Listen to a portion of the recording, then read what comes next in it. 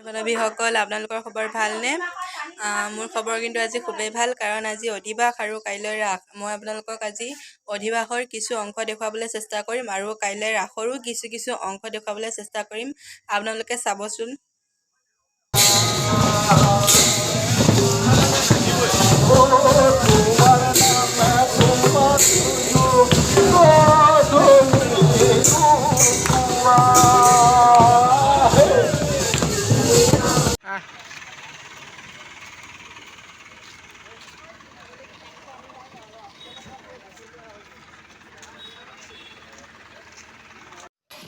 কৃষ্ণ আৰম্ভ হোৱাৰ আগতে গায়ন বায়ন ধৰিছে আৰু তালৈ আমাক যাব নিদিয়ে যে, সেইকাৰণে মই আপোনালোকক দূৰৰ পৰাই দেখুৱাবলৈ চেষ্টা কৰিছোঁ।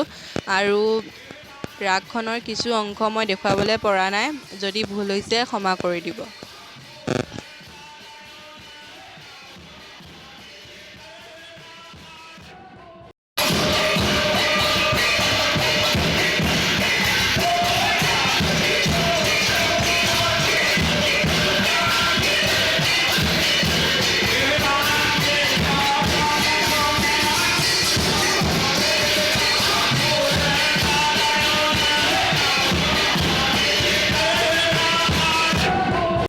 A few moments later.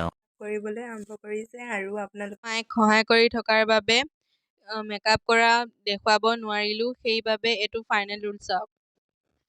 A few moments later. এতিয়া ঘৰৰ পৰা যাবলৈ ওলাইছোঁ ৰাস মন্দিৰলৈ, আৰু দাদাহঁতেও দেখুৱাব বিচাৰিছিলোঁ, কিছু অসুবিধাৰ বাবে দেখুৱাব নোৱাৰিলোঁ। এয়া দাদাৰ বন্ধু আৰু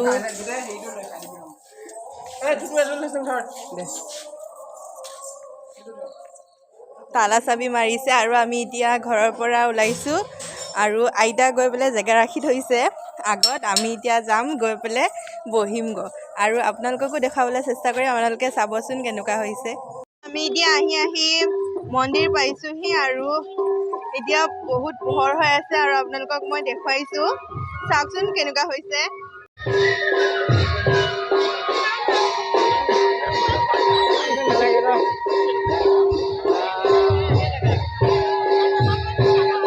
লৈ পেলাই লগৰ কিছুমান বান্ধৱীক লগ পাইছোঁ, খুবেই ভাল লাগিছে, আৰু আমি এতিয়া মন্দিৰত যাবলৈ ওলাইছোঁ। আৰু আপোনালোকে চাবচোন কেনেকুৱা হৈছে।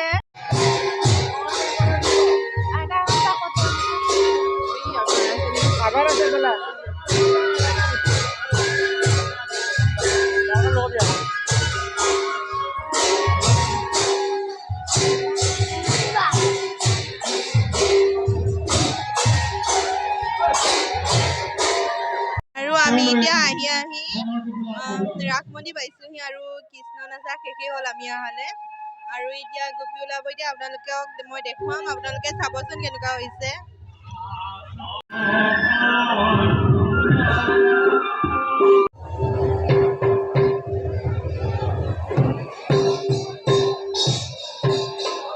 বিশেষ অসুবিধাৰ বাবে ডাঙৰ কৃষ্ণজন ওলোৱা মই দেখুৱাব নোৱাৰিলোঁ, আৰু এতিয়া ৰাসলীলাৰ বাবে সৰু কৃষ্ণ ওলাইছে চাওক।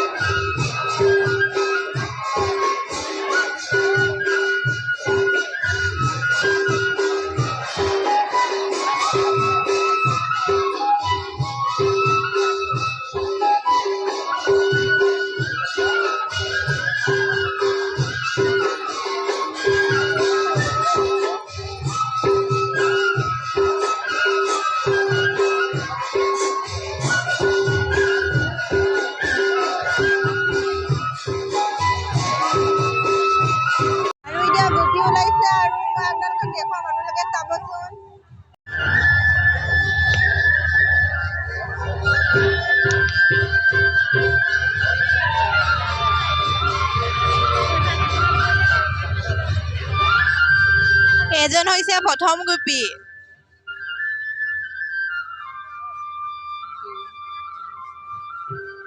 4 নম্বৰত থাকাজনী হৈছে আমাৰ দাদা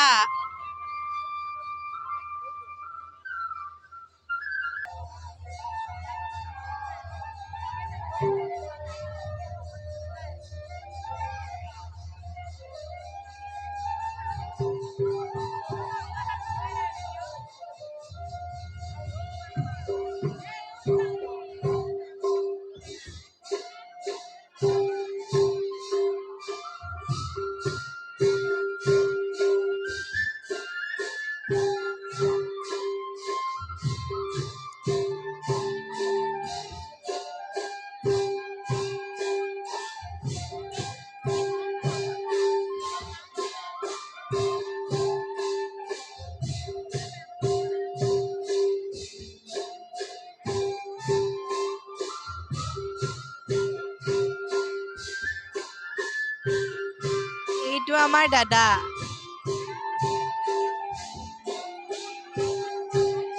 কেনেকুৱা নাচিছে কমেন্ট কৰি জনাবচোন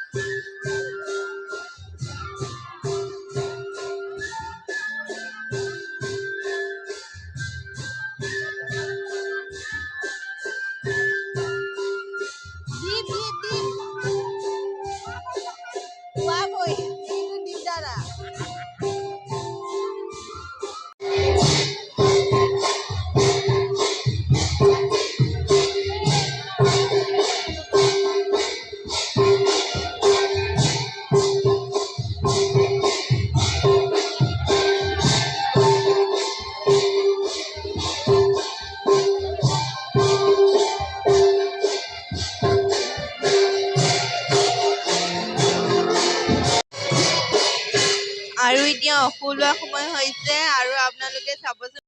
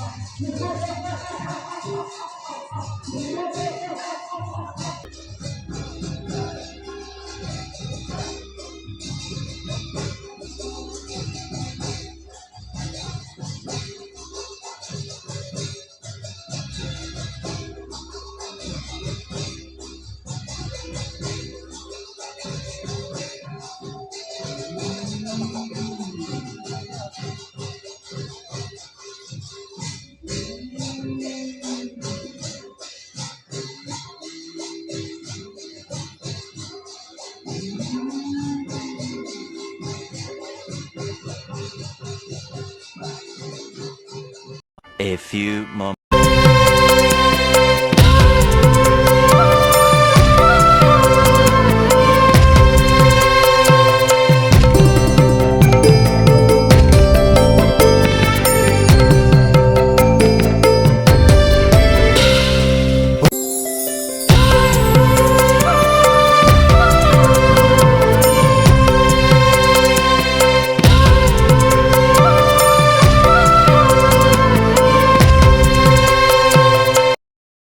few moments later.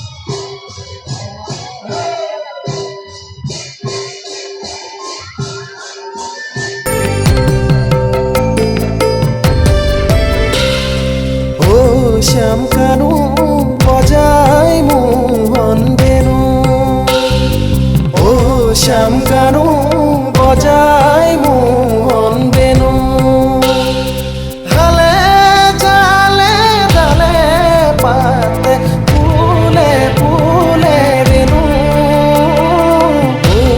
A few moments later.